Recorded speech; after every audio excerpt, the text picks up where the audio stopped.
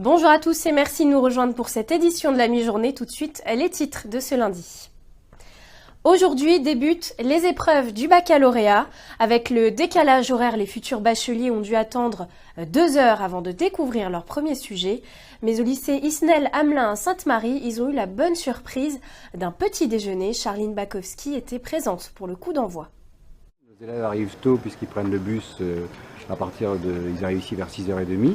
Ils doivent attendre jusqu'à 10h30 la première épreuve. Donc on a la volonté, pas seulement depuis cette année, de pouvoir offrir aux élèves qui arrivent, qu'ils soient demi-pensionnaires ou pas, tous ceux qui arrivent assez tôt, ils auront le temps de prendre un petit déjeuner pour prendre quelques forces avant l'épreuve de 10h30.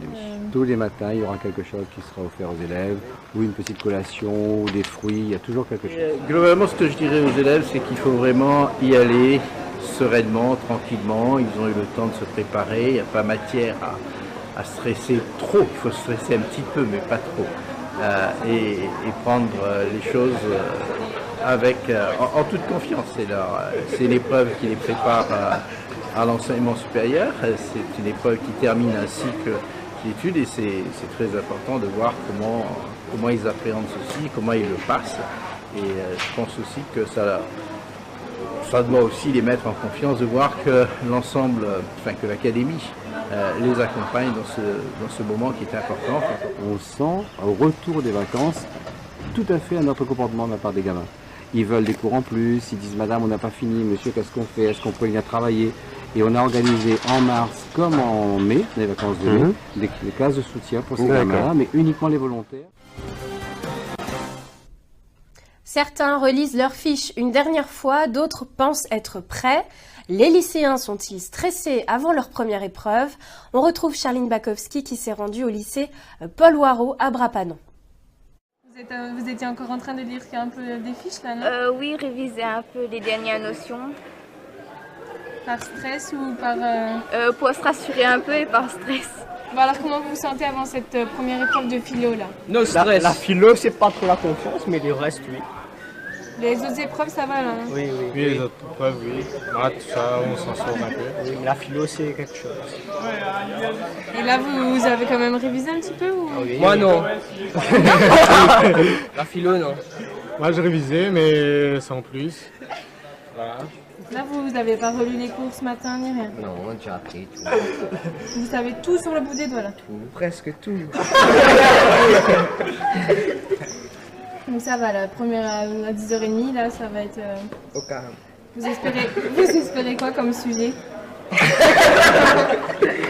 Le bonheur.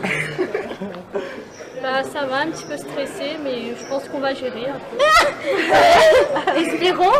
Bah oui, bah, on n'a pas le choix.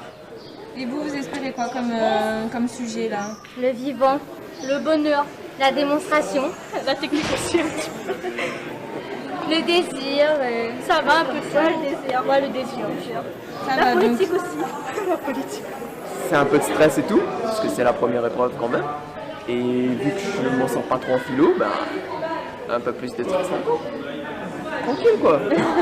Et là, t'as révisé un petit peu? T'as relu tes cours ce matin? Oui, j'ai revu un peu ce matin, pendant la semaine et tout. Ouais. Et puis, l'année c'est fait pour réviser aussi en même temps. Ça va, détendu.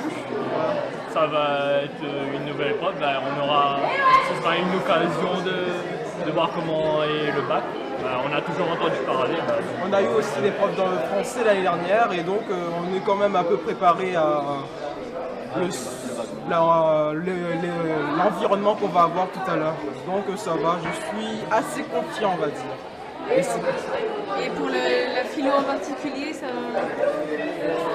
Ce qui va jouer le plus là, c'est la réflexion, bien qu'on a révisé. Il faut surtout être clair dans ses idées, avoir une bonne réflexion philosophique et comme on a, à mon avis, été plutôt attentif durant tous les cours et on a un peu révisé, donc à mon avis, ça va le faire. Suffit-il d'observer pour connaître, défendre ses droits, est-ce défendre ses intérêts? Pour trouver le bonheur, faut-il le rechercher? Voici un aperçu des sujets de l'emblématique épreuve de philosophie qu'ont pu découvrir les futurs bacheliers ce matin. Charline Bakowski a assisté à la distribution des copies.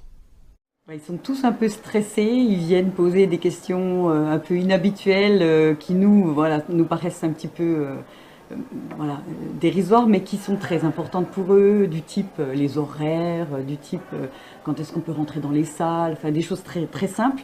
Eux, c'est stressant pour eux.